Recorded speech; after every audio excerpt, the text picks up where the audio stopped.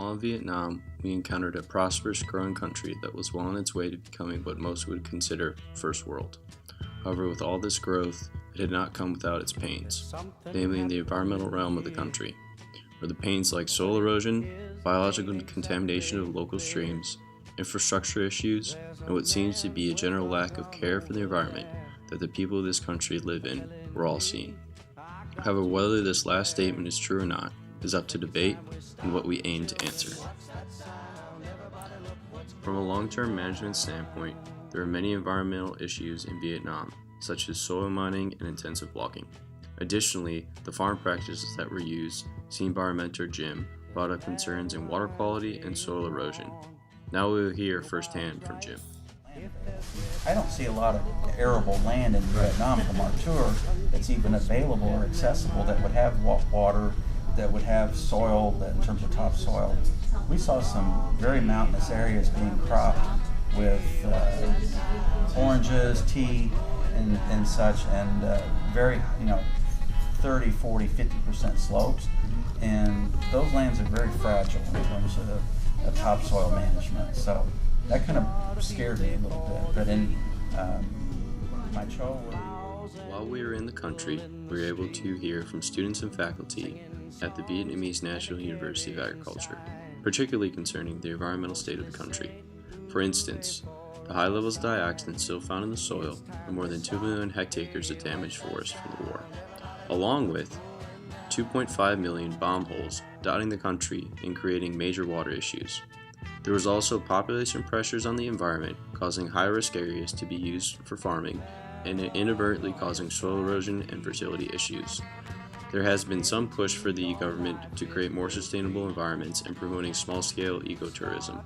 However, this only covers some of the macro issues for the country, and Jim will further explain the real problem is the micro issues from the farm to farm that are impacting the overall water and environment qualities of the nation. Well, I think the university was capturing kind of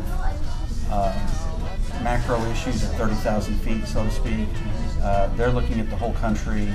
They're looking at a lot of hectares of land in terms of land impact and land decision making.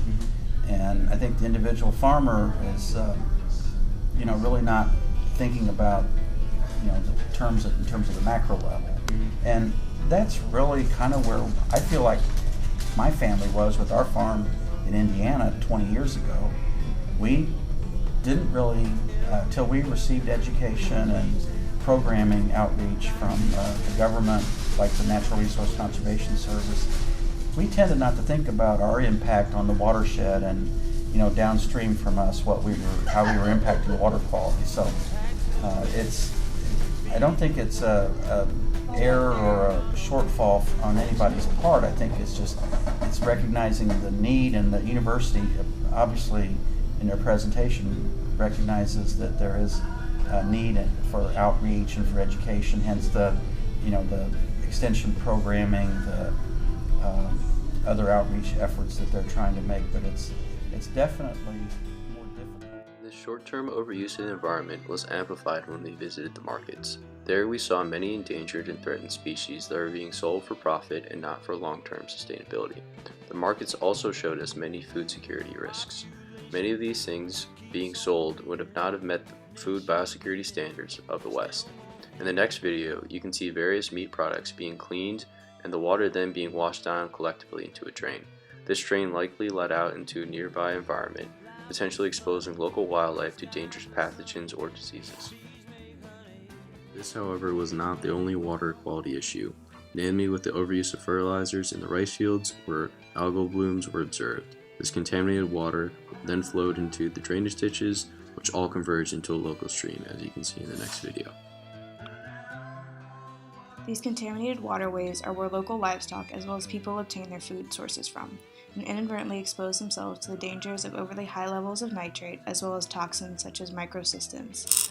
This is not all. We also saw concerning biological toxins that come from animal farms like the dairy you're about to see. Here, most of the manure runoff was converging into local backfields as well as potentially into local river systems, as most of the land here was bare and at high risk of erosion, leading to easy transport of contaminants in soil. To further highlight these issues, our mentor Jim will give a first-hand account of the watershed problems he noticed, as well as the limited awareness of the effect small-scale farmers are having on their environment.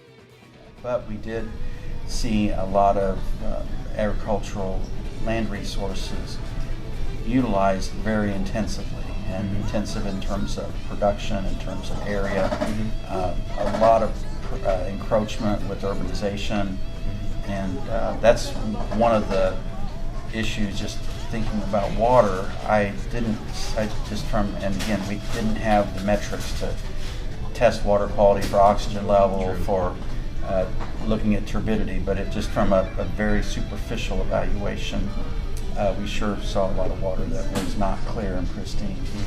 So do you think that this was do you think that the Vietnamese farmer, like everyday farmer, had knowledge of what he was doing? Do you think he had knowledge of the impact he was making? Or do you think they hadn't thought about that yet? I wonder from the interviews, just their collective thoughts about impact on environment. I think individually, because we saw several small-scale producers, and individually, a little bit of manure runoff here from a 4-cow dairy, 2 sows in a concrete pen with a biodigester. That's not the level of impact, but collectively, when you put thousands of these farms together in a watershed, they collectively will have an impact. And I'm not sure I really got the sense from the interviews with the farmers that they were as concerned about overall watershed quality, watershed impact, as they were just in sustainability of their individual operation and surviving and making a living. These water quality and soil erosion issues were not the only environmental problems we saw. Our other mentor, Paul, will expand on how the biosecurity for the country and for the globe is at an ever-increasing risk due to misguided management practices that could potentially start a worldwide pathogenic epidemic. You look at, from my perspective, avian influenza. Wow, what an eye-opener going yesterday to those farms. And they live in the house. They have hogs in the house, basically, under the same roof. And they have chickens, as well as a garden, all right there. It's the perfect crucible for avian influenza, zoonotic avian influenza. And that's common practice. That is not healthy. The way they handle the waste. It's not long-term compatible with populations growing astronomically. So there's challenges, and we're going to have to. It's going to take significant change, but you don't want to do that and break the culture. So that's the challenge. So do you think that was the most glaring environmental issue that you saw from a biosecurity standpoint was the glare? Well, from biosecurity, that was, absolutely. Absolutely. Because there was, farms are dotted everywhere. Everybody's got hogs, everybody's got chickens. If they're not, they're fighting chickens, so they distribute them even further. There's so much potential zoonotic explosion there. And it's not just Vietnam.